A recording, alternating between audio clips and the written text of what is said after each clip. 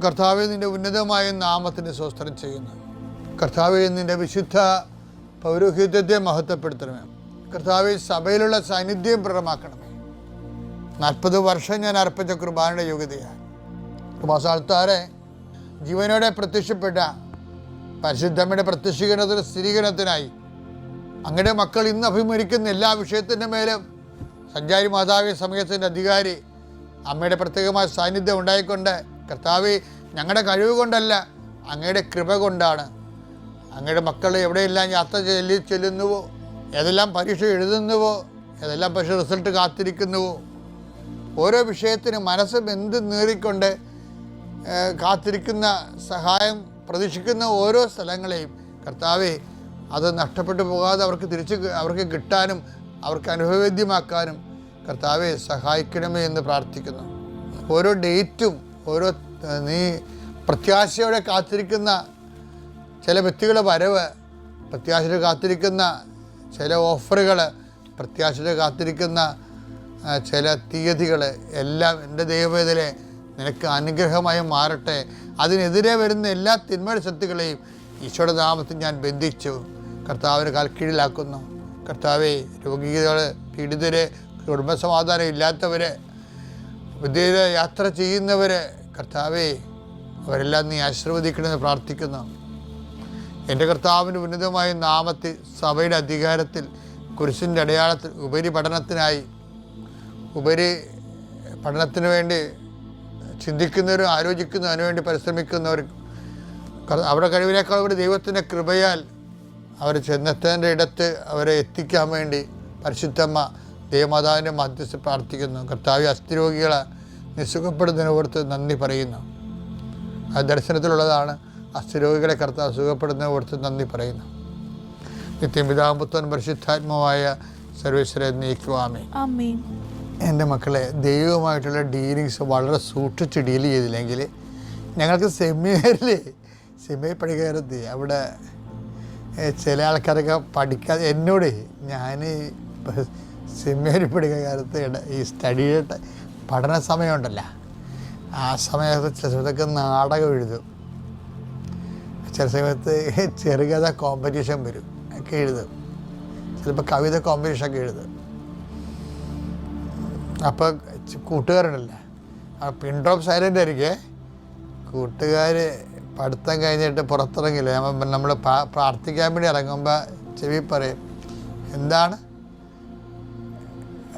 റീക്കുള്ള തയ്യാറെടുപ്പാണല്ലേ, എന്ന് അവിടെ പറയണം. റീ എന്ന് വെച്ച് കഴിഞ്ഞാൽ എക്സാം എഴുതേണ്ടി വരുന്ന അതിന് അർത്ഥം. പഠിക്കണ സമയത്ത് ഇരുന്ന് കഥ എഴുതി കഴിഞ്ഞാൽ എക്സാം എഴുതേണ്ടി വരുമെന്നാണ് അർത്ഥം. അപ്പോൾ അത് നിങ്ങൾ എന്താ പറയണത്, അങ്ങനെ സപ്ലി അതാണ്. ഇപ്പോൾ ഈ ദൈവത്തിലുള്ള ഡീലീസ് സൂക്ഷിച്ചൊരു സപ്ലി വരും. നിങ്ങൾക്ക് തോന്നുന്നുണ്ട് ഹാഗർ എങ്ങനെ കഥാപാത്രമായതാണ്, എബ്രഹാത്തിന് എങ്ങനെയാണ് ഈ ബലിയർപ്പിക്കേണ്ടി വന്നത് സ്വന്തം മകന്, അതെല്ലാം സപ്ലിയാണ്. ഹാഗർ സപ്ലിയാണ്, എബ്രഹാത്തിൻ്റെ ബലിയും സപ്ലിയാണ്. എന്നുവെച്ചാൽ എക്സാമാണ്.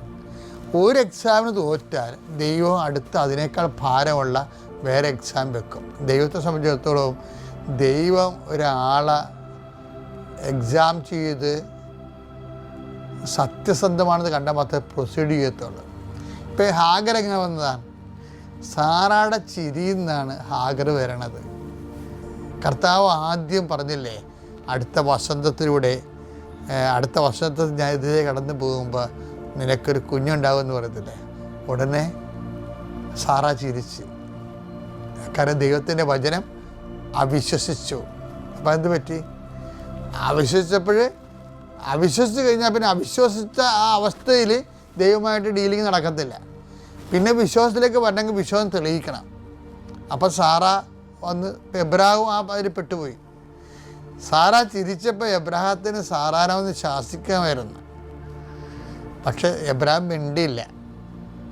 അതൊരു പുതുമയായിട്ട് എടുത്ത് ദൈവമാണ് സംസാരിക്കണം എന്നുള്ള ദൈവം എബ്രാഹിമിന് തോന്നിയില്ല. 18:10 കർത്താവ് പറഞ്ഞു വസന്തത്തിൽ ഞാൻ തീർച്ചയായും തിരികെ വരും. അപ്പോൾ അപ്പോൾ നിന്റെ ഭാര്യ സാറായിക്ക് ഒരു മകനുണ്ടായിരിക്കും. അവന്റെ പിറകിൽ കൂടാരവാതിൽക്കൽ നിന്ന്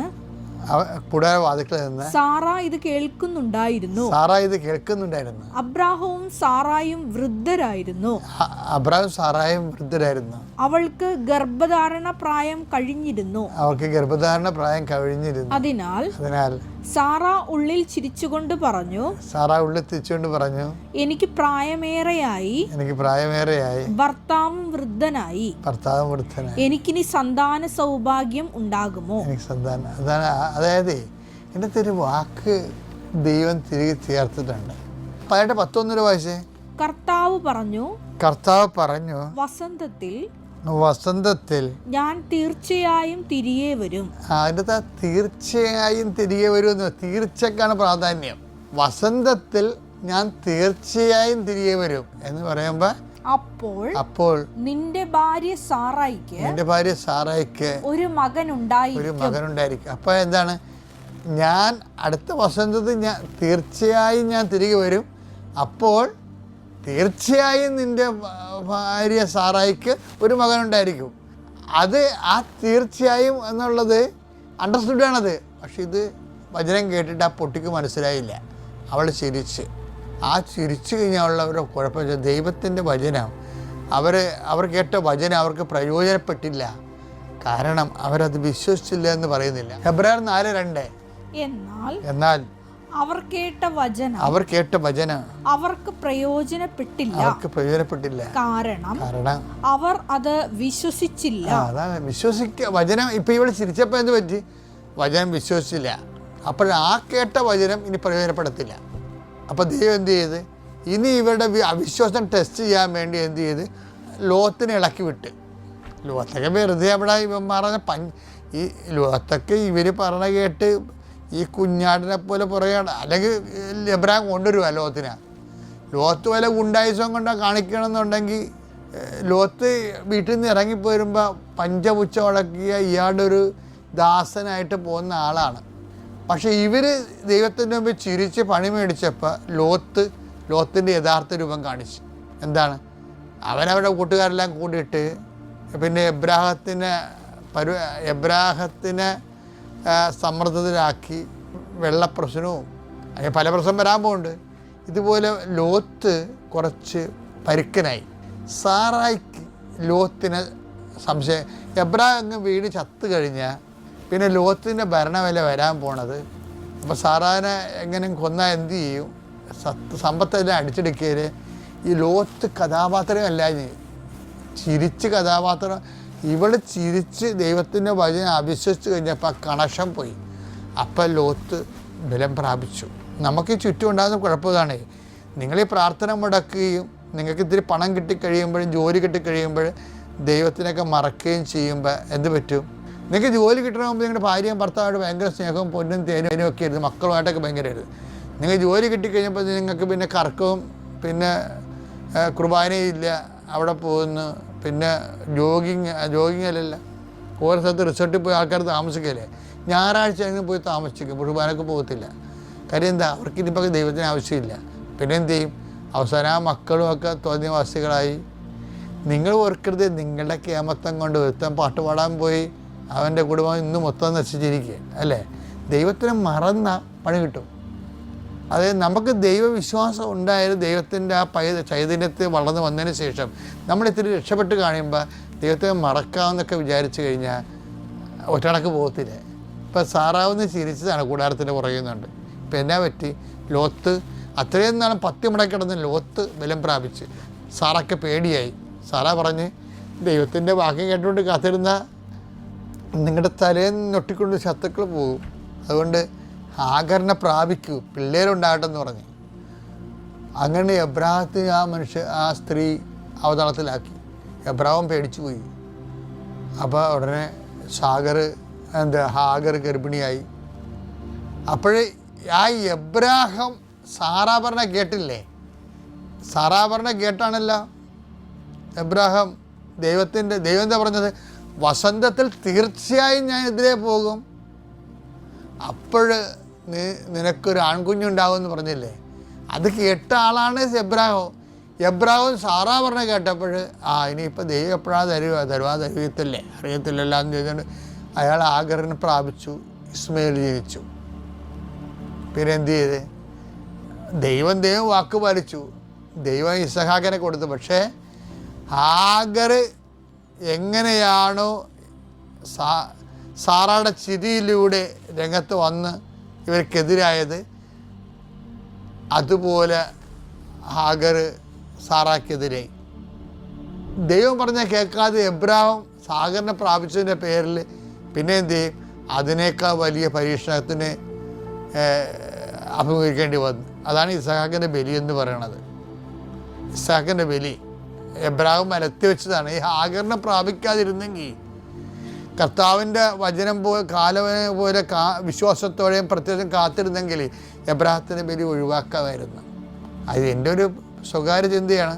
സഭ ഇങ്ങനെ ഈ വിഷയത്തിൽ അങ്ങനെ ഒരു പഠനങ്ങളൊന്നുമില്ല. എന്നാലും ഈ പ്രലോഭനങ്ങൾ രണ്ടും നമ്മളെപ്പോഴും ഞാൻ നിങ്ങളോട് ഉദ്ദേശിക്കുന്നത്, ഒരു കാര്യം ദൈവത്തിൻ്റെ പേരിൽ ദൈവത്തെ അവിശ്വസിച്ചുകൊണ്ട് നമ്മൾ ദൈവത്തെ ഒഴിവാക്കിയാൽ, നമ്മൾ അതിനേക്കാൾ വലിയ ഒരു കുരിശ് ഒഴിവാക്കിയാൽ അതിനേക്കാൾ ഇനി വരാമ്പോൾ അതിനേക്കാൾ വലിയ കുരിശായിരിക്കും. അതാണ് ഓരോ ഈ എബ്രാഹത്തിൻ്റെ സാറായുടെയും കഥയുടെ അന്തർധാരയിൽ പോകുന്ന ഒരു നൂലതാണ് ശരിക്കും. എബ്രാഹത്തിന് രണ്ടിനും പണി കിട്ടില്ലേ? തിരിച്ച് സാറായ്ക്ക് ഹാഗറിൽ നിന്ന് സമ്മർദ്ദം ഉണ്ടായി. സാറാ പറഞ്ഞ കേട്ട് ഹാഗറിനെ പ്രാപിച്ച എബ്രാഹത്തിന് സ്വന്തം മകനെ ബലിയർപ്പിക്കേണ്ടി വരുന്ന, ബലിയർപ്പിച്ചില്ലെങ്കിൽ പോലും ആ ടെൻഷൻ എന്ന് പറഞ്ഞാൽ വല്ലാത്ത ടെൻഷനല്ലേ അയാൾ അനുഭവിച്ച് കൂട്ടിയത്. പല ടെൻഷനും ദൈവത്തിൻ്റെ വാക്കുകൾ അനുസരിക്കുന്നതിന് പകരം സാഹചര്യ സമ്മർദ്ദത്തിന് അടിപ്പെടുന്നതുകൊണ്ട് ഉണ്ടാക്കുന്നതാണ്. അതുകൊണ്ട് നിശബ്ദമാവുക, ദൈവവഴികൾക്ക് വേണ്ടി കാത്തിരിക്കുക, അത് നടപ്പിലാക്കാൻ വേണ്ടിയുള്ള സാവകാശം വേണ്ടി പ്രാർത്ഥിക്കുക. പിതാവിൻ്റെയും പുത്രൻ്റെയും പരിശുദ്ധാത്മാവിൻ്റെ നാമം.